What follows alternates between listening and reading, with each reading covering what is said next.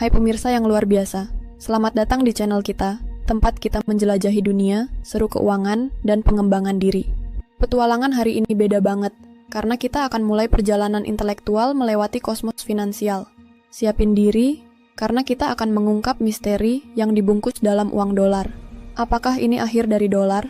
Bersiaplah untuk memanjakan pikiran kamu dengan segudang insight, mulai dari sejarah panjang dolar ASO, munculnya mata uang digital yang menggelegar, sampai alasan dibalik minyak, emas, dan gadget favorit kamu bergantung pada dolar. Kita akan mengintip dunia pencetakan uang, mengurai sihir digital dolar AS, bahkan meramalkan potensi mata uang BRICS yang bisa jadi pesaing. Semua itu akan kamu temukan di video ini, jadi jangan sampai ketinggalan sedetik pun. Tekan tombol subscribe, dan mari kita mulai. Oke, sebelum kita bahas apakah ini akhir dari dolar, mari kita selami sejarah menarik dolar AS. Bayangkan, usai Perang Revolusi Amerika, saat situasi masih kacau, lahirlah mata uang baru, dolar AS. Melompat ke akhir abad 18, kamu akan menemukan Coinage Act of 1992, momen resmi kelahiran dolar sebagai mata uang resmi AS, didukung perak dan emas. Saat itu, dolar seperti bayi yang baru belajar jalan, digandeng perak dan emas. Sekarang, loncat ke abad 20, di mana perubahan besar terjadi. Tahun 1971, Presiden Richard Nixon memutuskan melepas dolar dari standar emas. Bayangkan, dolar yang dulu terikat emas, tiba-tiba jadi burung bebas tanpa penahan. Kamu mungkin berpikir, tapi bukannya dolar bisa dicetak sebanyak-banyaknya sekarang? Nah, bersiap-siap, karena kamu akan tahu keajaiban di balik mesin cetak dolar. Kalau bicara mencetak uang, ini bukan sekadar mesin cetak berisik mengeluarkan lembaran dolar. Pemerintah AS dan Federal Reserve punya cara modern. Mereka membuat pinjaman digital dengan beberapa ketikan dan klik. Ini seperti menambah QU utang negara. Kenapa nggak cetak fisik? Ternyata, pinjaman digital lebih seperti sulap. Saat pemerintah butuh lebih banyak dolar, mereka nggak cetak fisik, tapi bikin pinjaman digital di layar komputer, mirip kasih IOU virtual. Tapi ini bukan dibagiin gratis. Pinjaman ini dipakai buat beli obligasi pemerintah, yang membantu pemerintah dapat dana. Ekonom sering debat soal ini.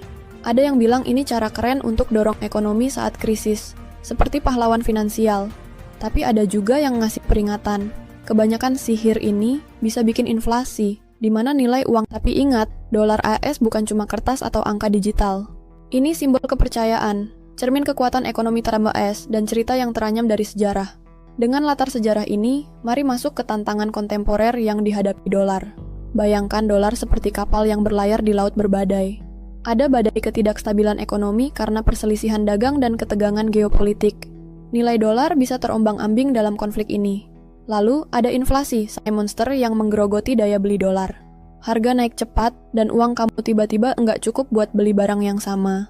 Ditambah, banyak negara mulai cari alternatif dolar dalam perdagangan internasional. Ada yang pakai mata uang sendiri, ada yang lihat mata uang digital sebagai angin pelayaran. Tapi jangan lupa monster terbesar, utang nasional AS yang membengkak. Kalau dibiarkan, ini bisa jadi beban buat masa depan dolar. Tapi sejarah sudah buktikan, dolar pernah hadapi perang, resesi, dan krisis, tapi tetap bertahan. Federal Reserve punya alat seperti suku bunga dan kebijakan moneter untuk jaga kestabilan. Sementara dolar hadapi badai, revolusi digital diam-diam mengubah lanskap finansial. Bitcoin, si bintang kripto, punya pasokan terbatas 21 juta koin, mirip emas digital. Ethereum lebih dari sekadar mata uang. Platform ini memungkinkan kontrak pintar yang otomatis eksekusi transaksi. Bandingkan dengan perbankan tradisional, yang pakai banyak perantara, lambat, dan mahal. Kripto memungkinkan transaksi lintas negara cepat, murah, dan terbuka untuk yang nggak punya akses bank. Teknologi blockchain jadi tameng keuangan, karena transaksi tercatat transparan dan nggak bisa diubah. Bayangkan masa depan, di mana seniman jual karya langsung ke fans, atau donasi amal bisa dilacak. Kripto bukan cuma tren, ini perubahan besar cara kita pikirkan uang. Tapi tetap ada pertanyaan, bagaimana regulasi pemerintah? Bisakah mereka gantikan uang tradisional? Sekarang mari bahas hubungan rumit dolar dengan pasar global. Dolar itu seperti tiket VIP untuk komoditas seperti minyak dan emas. Sejak 1970-an, minyak hanya diperdagangkan dalam dolar, yang memperkuat dominasinya. Tapi AS harus jaga ekonomi tetap stabil. Kalau kacau, dampaknya global. Federal Reserve, suku bunga dan inflasi seperti sutradara panggung ekonomi. Lalu, bagaimana dolar menghadapi pencetakan uang? Ini bukan cuma cetak fisik, tapi lewat quantitative easing, di mana Federal Reserve beli aset seperti obligasi untuk pompa uang digital ke sistem. Ini seperti kasih energi ke ekonomi, tapi risiko inflasi selalu mengintai. Contohnya krisis mata uang Lebanon karena kebanyakan cetak uang tanpa rencana. AS bisa hindari ini karena status dolar sebagai mata uang cadangan dunia dan kekuatan ekonomi. Terakhir, kita intip masa depan dolar dan potensi mata uang BRICS, Brazil, Rusia, India, Cina, Afrika Selatan. Mereka ingin kurangi ketergantungan pada dolar dengan memperkuat kerjasama ekonomi dan transaksi pakai mata uang sendiri. Ini seperti revolusi finansial, tapi jalan masih panjang karena perbedaan nilai tukar dan dinamika geopolitik. Masa depan mungkin lihat dolar dan mata uang BRICS berdampingan, masing-masing mainkan peran berbeda. Perubahan adalah satu-satunya kepastian. Dengan pengetahuan dan pemahaman, kita bisa navigasi dunia finansial yang terus berevolusi. Jangan lupa, video ini hanya untuk edukasi, bukan saran investasi.